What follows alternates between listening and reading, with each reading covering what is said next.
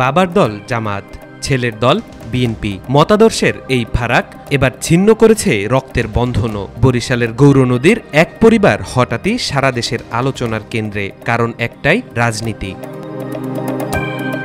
বরিশাল ১ আসনের জামাতে ইসলামীর মনোনীত প্রার্থী কামরুল ইসলাম খান সম্প্রতি ফেসবুকে ঘোষণা দিয়েছেন তিনি তার বড় ছেলে কেন্দ্রীয় যুবদল নেতা আরাফাত বিল্লাহ খানের সঙ্গে সম্পর্ক ছিন্ন করছেন, কারণ ছেলে বিএনপির রাজনীতিতে যুক্ত।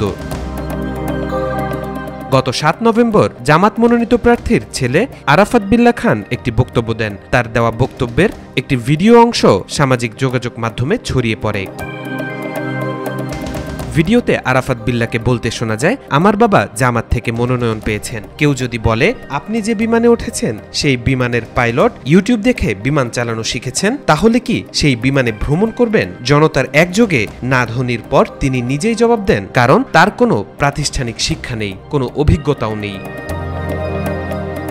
এই কথাগুলো শোনা মাত্রই রাজনীতির মাঠ থেকে শুরু করে ঘরের ভিতর পর্যন্ত তোলপাড় সৃষ্টি হয়। সেই রাতেই ফেসবুকে দুটি স্ট্যাটাস দেন জামাত নেতা ও আরাফাতের বাবা কামরুল ইসলাম খান। তিনি প্রথম স্ট্যাটাসে লিখেন, আমাকে পিতা পরিচয়ে বিএনপির পক্ষ থেকে যে বক্তব্য দেওয়া হয়েছে তাতে কেউ হতাশ হবেন না, চিকিৎসা শেষে ফিরে আসছি, তারপর জরুরি বৈঠক করব। অল্প সময় পরেই আসে দ্বিতীয় পোস্ট, যেটি দেশের সংবাদ মাধ্যমে জায়গা করে নেয় শিরোনাম হিসেবে। তিনি বলেন, আমার বড় ছেলে আরাফাতকে শিবির করাতে পারেনি, আমি ব্যর্থ পিতা। আমার বড় ছেলে জামাতের বিরুদ্ধে বক্তব্য দেওয়ার জন্য ছেলের সঙ্গে সম্পর্ক ছিন্ন করলাম। বাংলাদেশের রাজনীতিতে পরিবার ভিত্তিক বিভাজন নতুন নয়, কিন্তু নির্বাচনের আগে এমন প্রকাশ্য সম্পর্ক বিচ্ছেদ বিরল। স্থানীয়ভাবে কেউ বলছেন এটি মতবিরোধের স্বাভাবিক ফল, আবার কেউ বলছেন রাজনীতি এখন রক্তের সম্পর্কের চেয়েও গভীর।